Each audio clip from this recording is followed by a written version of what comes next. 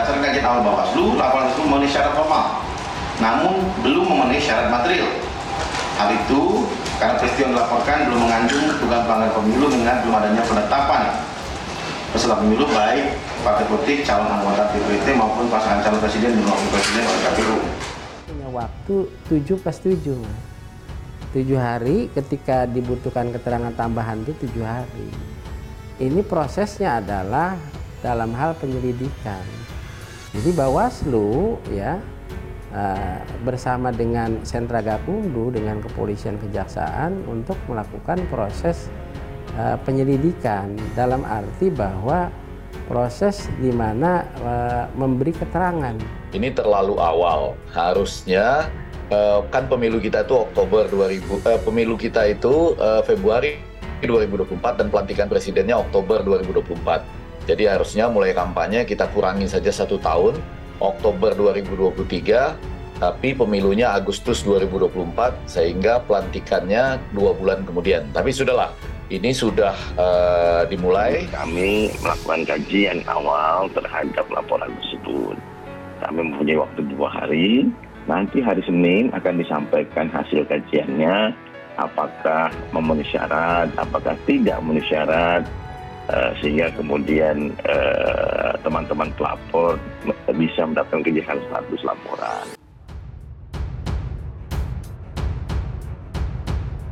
Viral billboard dukung Anies Baswedan jadi next Jokowi. Bawaslu Denpasar lempar urusan tanya itu. Ketua Bawaslu Kota Denpasar, Putu Arnata menyorot tajam adanya billboard dukungan untuk Anies Baswedan di Bali. Dalam billboard tersebut, mantan Menteri Pendidikan itu memakai rumpi kuning. Bertuliskan Go Anies seperti yang dilihat Suara Denpasar pada Selasa 13 Desember. Baliho bertuliskan gagasan narasi karya Presiden 2024 dan terpajang persis di depan Trans Studio Mall di Jalan Imam Bonjol, Denpasar, Bali. Putu sendiri telah mengetahui hal tersebut, namun saat dimintai keterangan terkait apakah billboard itu bagian dari APP atau tidak, Arnata mengakui tidak berani berkomentar terkait apakah itu termasuk APK atau tidak. Diketahui penetapan peserta pemilu baru akan digelar pada Rabu 14 Desember 2022.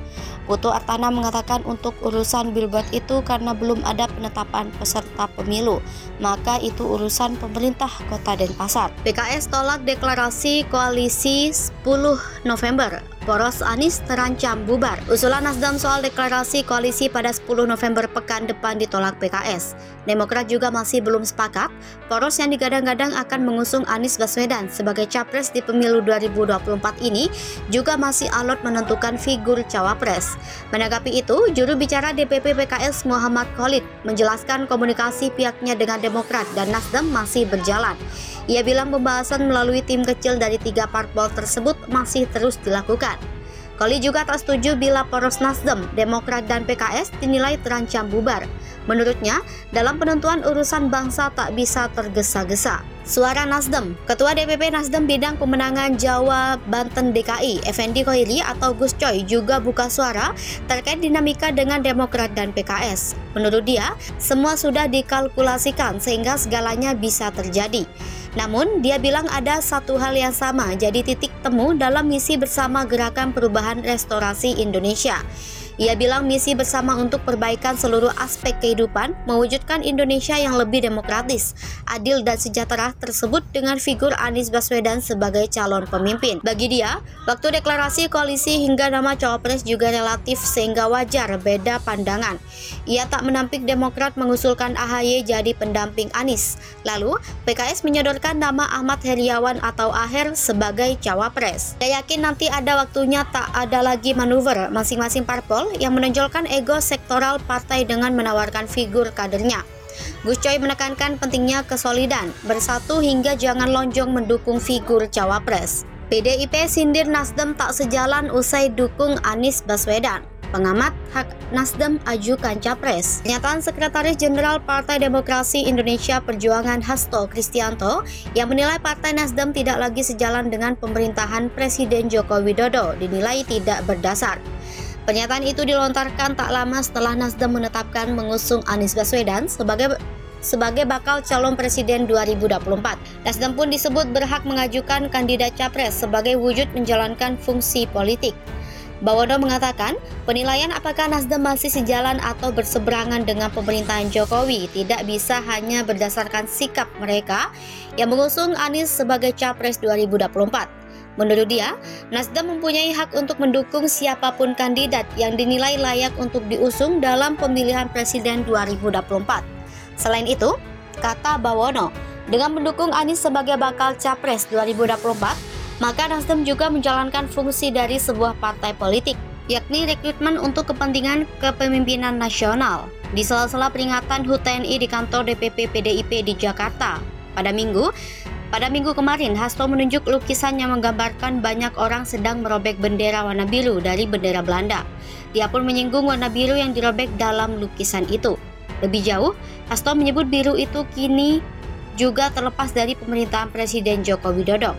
Namun Hasto enggan menyebut secara gamblang siapa biru yang dimaksud.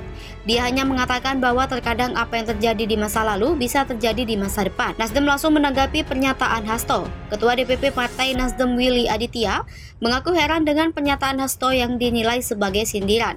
Willy menilai membandingkannya dengan Partai Gerindra yang juga sudah mendeklarasikan Capres 2024, yaitu sang Ketua Umum Prabowo Subianto. Willy berpandangan atas hal tersebut seolah dosa besar bagi sebuah partai mencalonkan seseorang menjadi presiden. Dia pun tak habis pikir mengapa hanya Nasdem yang menjadi bulan-bulanan setelah mendeklarasikan Anies.